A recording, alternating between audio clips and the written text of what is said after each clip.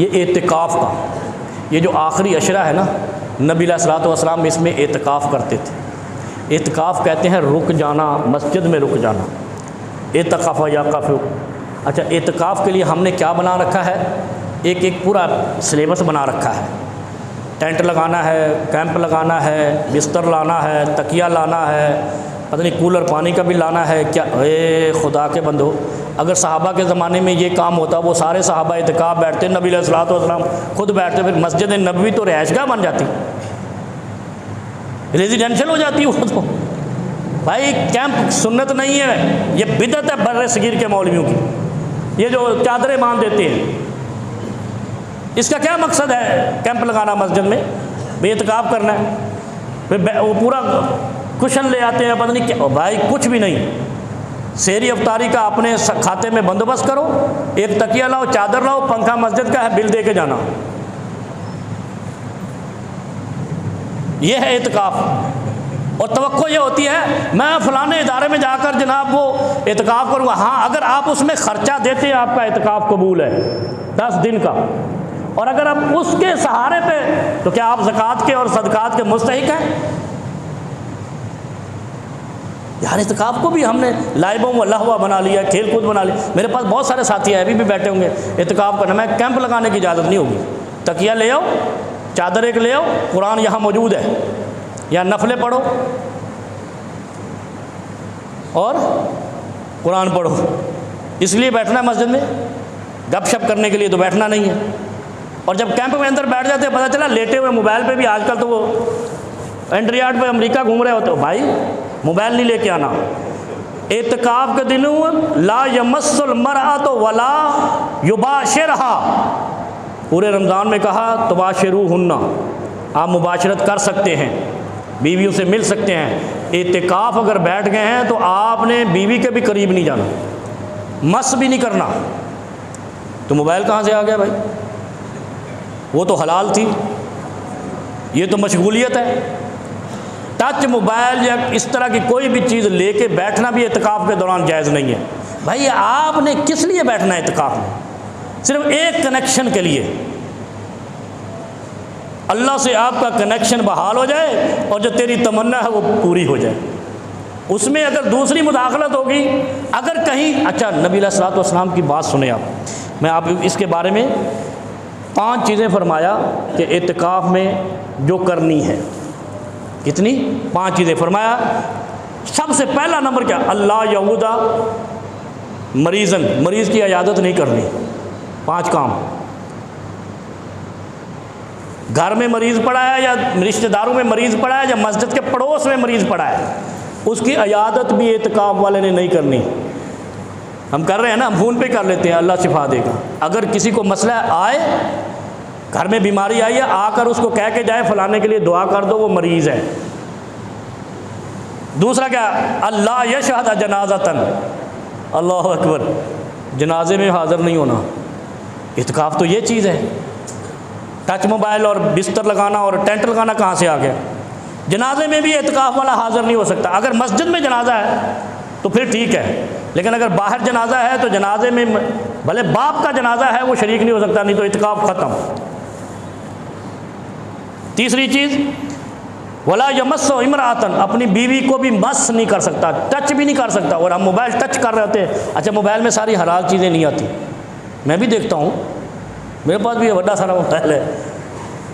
हलाल कम आती हैं, हराम की चीज़ें ज़्यादा आती हैं, गुनाहगारी वाली ज़्यादा आती हैं, क्योंकि ये बनाया किन्होंने है? जिनके यहाँ हराम हलाल की तमीज़ ही नहीं है।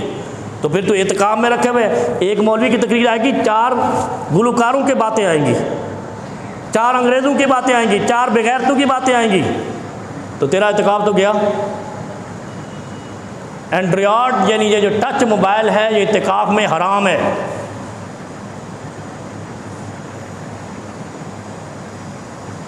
पकड़ लेंगे मुझे भाई? जब इत्काफ़ करना है तो क्लियर होके बैठो।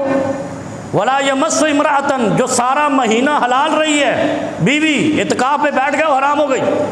फरमाया वला युबाशिरहा, मुबाशरत भी नहीं। और 5वीं चीज़ क्या कहा? वला यखरुज लिहाजतिन इल्ला लिमा ला बुद्दा मिन्हु, मस्जिद से निकलना ही हराम है सिवाय क़ज़ाए हाजत के। क्योंकि मस्जिद में लैट्रीनें जिन्होंने बनाई वो भी गलत किया है, क्योंकि मस्जिद के ऊपर रहायशगाहें बनाई वो भी हराम है। मस्जिद के ऊपर रहायशगाह नहीं बन सकती मौलवी की या इमाम की या जिसकी भी। और दूसरी बात, मस्जिद के अंदर लैट्रीनें नहीं बन सकती, बनाते हैं ना, बनाई हुई लोगों ने। तो जो लोगों ने तो बहुत कुछ किया हुआ, सब हलाल है।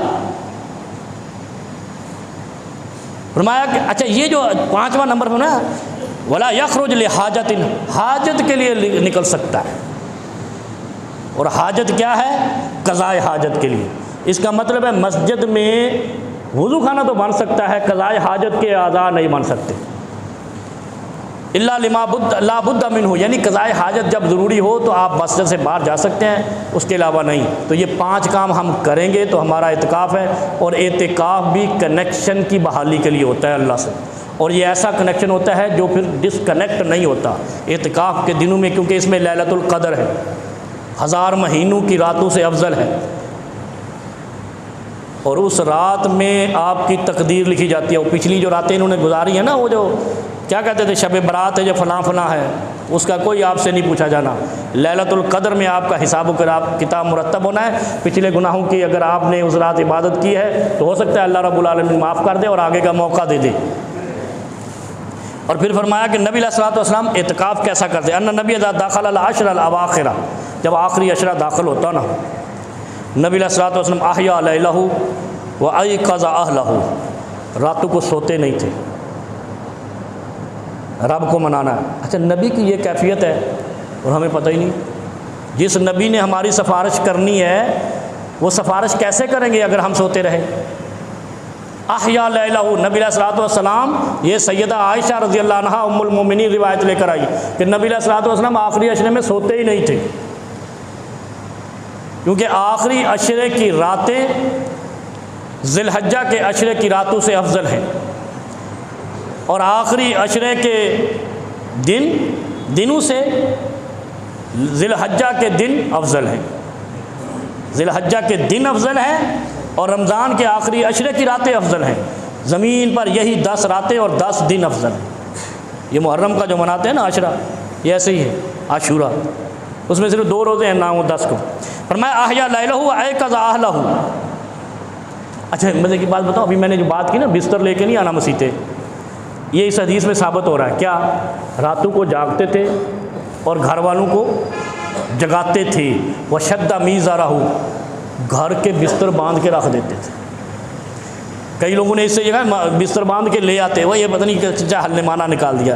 फरमाया शद्दा मीज़ारहु, घर के बिस्तर बांध देते, और जब नबी बिस्तर बांध दे तो कोई बीवी नहीं खोल सकती थी।